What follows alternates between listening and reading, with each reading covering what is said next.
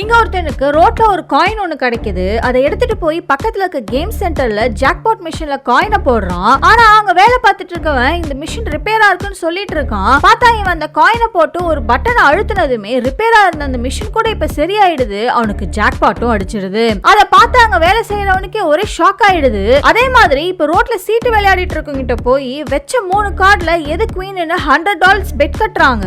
அதுலயும் இவன் பெட் வச்ச கார்டு தான் வின் பண்ணுது. இவன் வின் பண்ண காசு கொடுத்துட்டு அடுத்த ரவுண்டுக்கு வர சொல்லி இவனை தூண்டுறாங்க.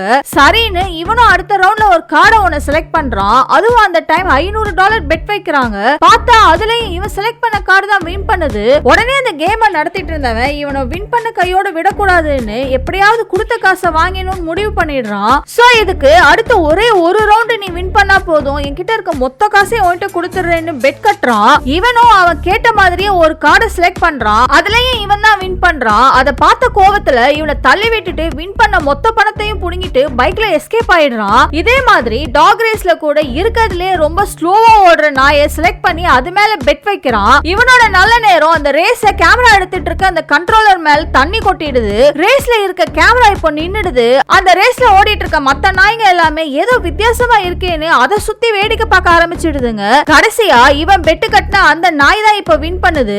ஆக்சுவலா இவனை கேட்காமலே ஒரு பொண்ணு இவன் கையில ஒரு பிரேஸ்லெட் ஒன்னு போட்டுட்டு போயிடுறா. அதை யார வச்சு அதை கட் பண்ண ட்ரை பண்ணாலுமே அதை சுத்தமா கட் பண்ணவே முடியல. அந்த பிரேஸ்லெட்டோட ராசி தான் இவன் கை வைக்கிற இடம் எல்லாமே பணம் கொட்டுன்னு கொட்டுது.